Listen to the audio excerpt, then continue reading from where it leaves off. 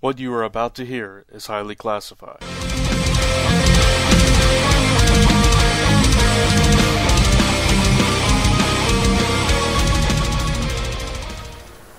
Hey everybody, welcome back to Zone 4. Brant Fowler, co-host of the Zone 4 podcast, here with you again. And I've got another review for you. This time it's not Marvel now, believe it or not. I actually took a look at Transfomers Prime Rage of the Dinobots, number 1 of 4 from IDW. And I just wanted to talk about this book in brief. But this is the first Transfomers comic that I've read in a good long while. And I checked it out because Chris over on Dark Avenger was talking about it, and he seemed to enjoy it. And, you know, I'm a fan of the Dinobots.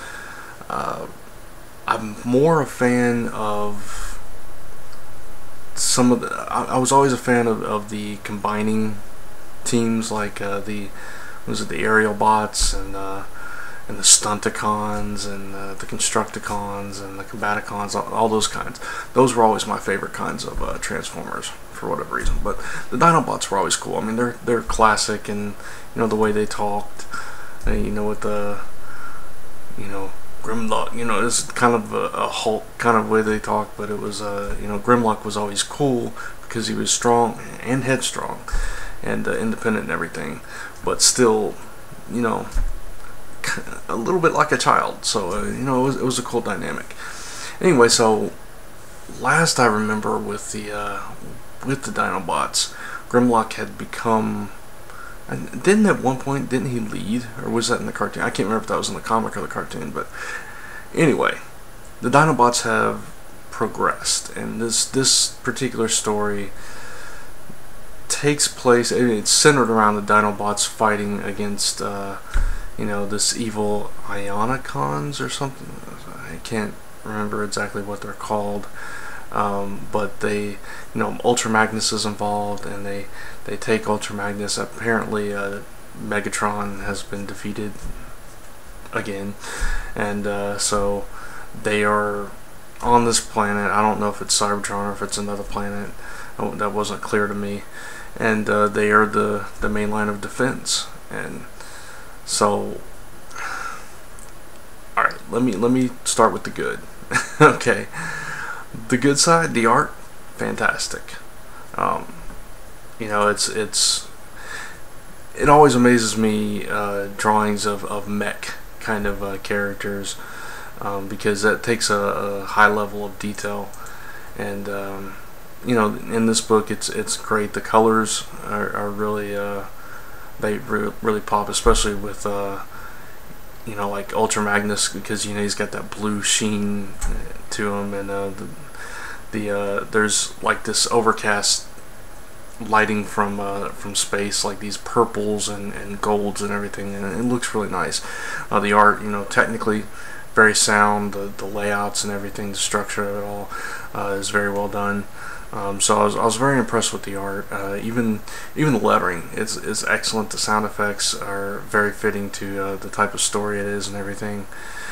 And you know, we're getting the story starts off with the Dinobots engaging in battle against these other Transformers, and you know, so it's all out action right from the get. And you know, that was really cool as well. But you know, the problem I did have with it is that unless you've been following the Transformers books, you're kind of lost where the story comes from, where it's going.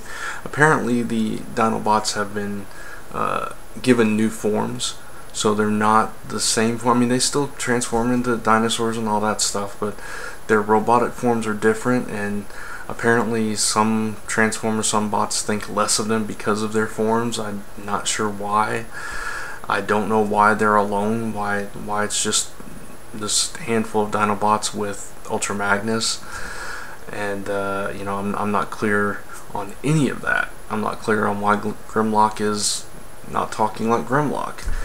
You know, it's just, there's a lot of unanswered questions here that, like I said, if you're not following the other series or wherever this particular miniseries branches out of, you're totally lost. So, you know, that big strike against it in that just as a story, just to enjoy it as a story though, it's really fun, really well written as far as that goes.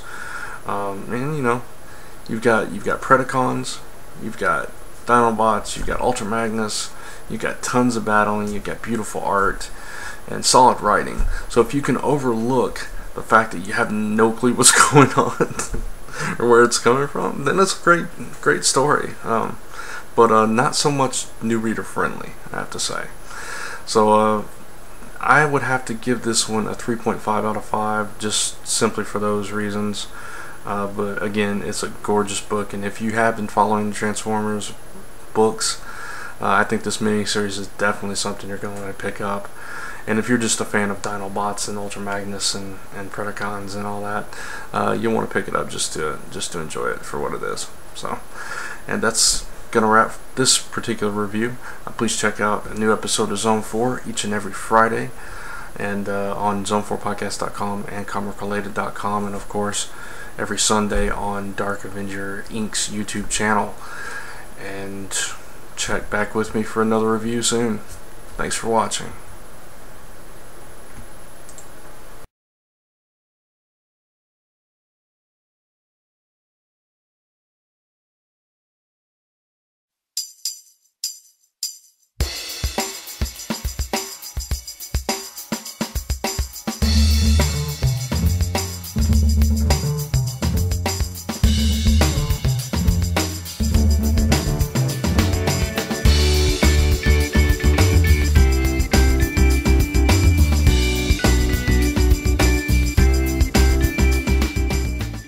This has been a Gonzo Goose production.